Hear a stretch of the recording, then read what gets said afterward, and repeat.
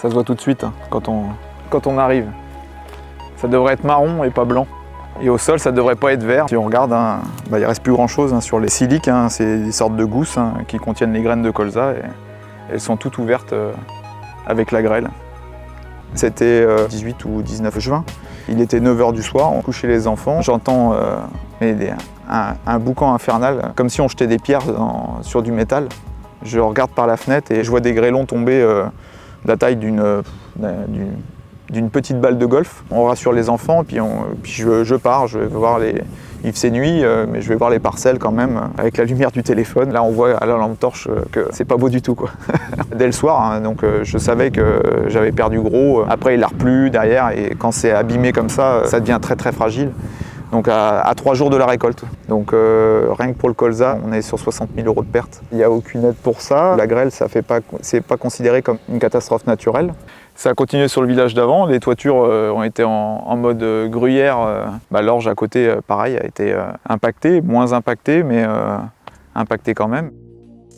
Les effets du dérèglement climatique, aujourd'hui, je les perçois de plusieurs façons. Je me rappelle quand j'aidais mon père à la moisson, j'avais toujours le temps de regarder une semaine du Tour de France avant que la moisson débute. Et là, on est fin juin, la moisson a déjà débuté depuis quelques jours.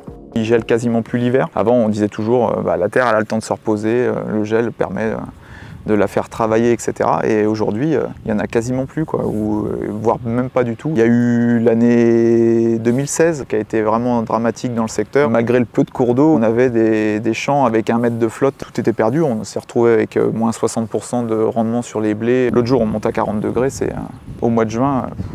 Aujourd'hui, moi, sur les 10 récoltes, il y en a peut-être une où il n'y a pas d'incident climatique qui engendre des pertes de qualité, des pertes de rendement.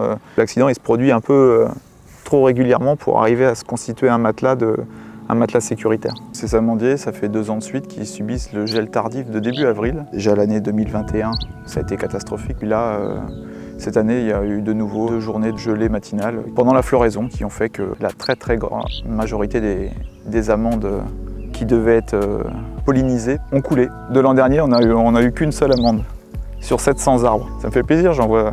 Il y en a quelques-unes. Voilà. C'est comme ça. C'est comme ça. J'ai fait des études universitaires, donc j'ai été jusqu'à avoir un doctorat en sciences de l'univers et de la Terre. J'étais dans un colloque qui était le Congrès européen de sciences du sol en Autriche. Et je me suis dit, mais qu'est-ce que je fais là? C'est pas en étant là que je vais pouvoir aider l'agriculture comme je le voulais. Autant être agriculteur moi-même. Mon père était exploitant agricole. Je lui ai dit, écoute, quand tu seras à la retraite, je reprendrai la suite. Il y a 3 piliers dans l'agriculture de régénération. C'est un travail au strict minimum du sol. Si je schématise, j'ai un ver de terre. Si je mets un coup de travail du sol, je casse la maison, quoi. Le deuxième pilier, c'est une biodiversité totale. J'arrive à peu près 40 espèces différentes sur l'exploitation par an. Et puis il y a la rotation, c'est-à-dire que on fait tourner. Aujourd'hui, ça reste très largement minoritaire en France. Si on est très gentil, on va être sur 5% des agriculteurs qui vont vers ces pratiques. Mais on est toujours obligé, si on veut produire quand même une certaine quantité pour qu'économiquement on puisse encore être là demain, je ne peux pas me passer d'une certaine forme de fertilisation. L'écologie, c'est une science. Donc ça ne peut pas être de la politique. Ce que font les politiques, c'est de l'écologisme. Voilà, c'est tout. Pour faire de la vraie écologie, j'ai envie de dire, il faut sortir d'un bureau, il faut savoir comment une plante pousse ou les êtres vivants fonctionnent. On ne peut pas d'un bureau ou d'une tribune proclamer si ça, quoi, comment. L'État nous aide, essaye de nous aider économiquement, mais j'ai préféré qu'il nous appuie en disant, voilà, on veut aller dans ce sens-là, on réfléchit avec vous, qu'est-ce qui est le mieux. On veut des fois faire plus que nos voisins européens. On va surtransposer certaines choses, certaines directives européennes parce qu'on est dans un marché commun agricole, mais les producteurs de cerises, depuis qu'ils ont un produit qui est interdit, ils font plus beaucoup de cerises et puis ça gêne personne de manger des cerises parce qu'il y en a toujours dans les rayons de supermarché. Sauf que ça vient de l'extérieur.